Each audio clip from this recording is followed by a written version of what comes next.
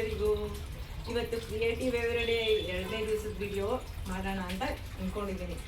ನಾವು summer holidays ಬಂತಲ್ವಾ, ಇವಾಗ ಆಚೆ ಹೋಗಬೇಕು, ತಣ್ಣಗಿರುವ ವಾತಾವರಣದಲ್ಲಿ ನೀರಲ್ಲಿ ಜಲಪಾತದಲ್ಲಿ ಆಟ ಆಡಬೇಕು ಅಂತ ಎಲ್ಲರ ಮನಸ್ಸುಗಳು ತುಂಬ ಇಷ್ಟಪಡ್ತಾ ಇರುತ್ತೆ. ಹಾಗೆ ಅದನ್ನು ಯೋಚನೆ ಮಾಡ್ಕೊಳ್ತೀವಿ.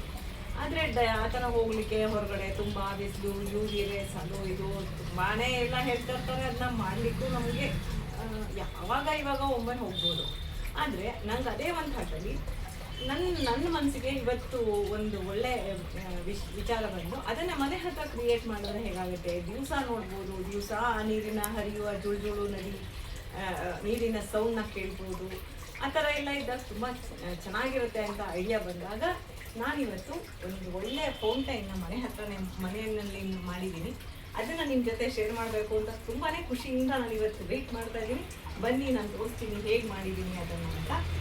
ನನ್ನ ಮನೆಯ ಸೌಂದರ್ಯವನ್ನು ಹೆಚ್ಚಿಸುವಂಥ ಒಂದು ಅಕ್ವೇರಿಯಂನ ರೆಡಿ ಮಾಡಿದ್ದೀವಿ. ನಾನು ನನ್ನ ಹಸ್ಬೆಂಡ್ ಸೇರಿಕೊಂಡು ಕ್ರಿಯೇಟಿವ್ ಆಗಿ ಮಾಡಬೇಕು ಅಂತ ಹೇಳಿ.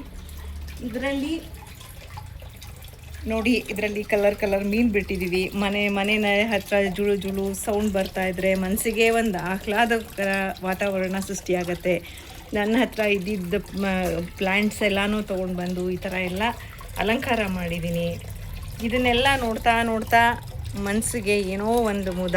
ನೋಡಿ, ಈ ಥರ ಸೌಂಡ್ ಬರ್ತಾ ಇದ್ದರೆ ಎಷ್ಟು ಖುಷಿ ಆಗುತ್ತೆ ಅಲ್ಲ. ನೋಡಿ, ಇನ್ನೊಂದು ವಿಶೇಷ, ಒಂದು ಗೆಣಸನ್ನು ಈ ಥರ ನಾನು ನೀರಲ್ಲಿ ಇಟ್ಟು ಈ ಥರ ಇದನ್ನು ಚಿಗುರು ಬರ್ಸಿದ್ದೀನಿ. ಇದು ನೋಡ್ಲಿಕ್ಕಂತೂ ಇಂಡೋರ್ ಪ್ಲ್ಯಾಂಟ್ ಆಗಿ ತುಂಬ ಚೆನ್ನಾಗಿ ಕಾಣುತ್ತೆ. ಇದು ನೋಡಿ, ಈ ಥರ ಇಷ್ಟು ಮೊಳಕೆ ಬಂದಿದೆ, ಇಷ್ಟು ಚೆನ್ನಾಗಿ ಅದು ಗ್ರೀನ್, ಇದು ತುಂಬ ಒಳ್ಳೆ ಬ್ಯೂಟಿಫುಲ್ ಲುಕ್ ಕೊಡ್ತಾ ಇದೆ. ಹೀಗೆ ಒಂದು ಅರೇಂಜ್ಮೆಂಟ್ ಮಾಡಿದ್ದು ಇವತ್ತು ತುಂಬ ಖುಷಿ ಅನ್ನಿಸ್ತಾ ಇದೆ ನನಗೆ.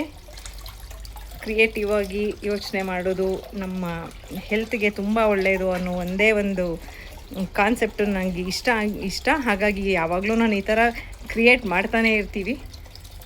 ನೋಡಿ, ನಿಮಗೂ ಇಷ್ಟ ಆಯಿತು ಅಂತ ಅಂದ್ಕೊಳ್ತೀನಿ. ಓಕೆ, ಮತ್ತೆ ಸಿಗೋಣ. ಬಾಯ್.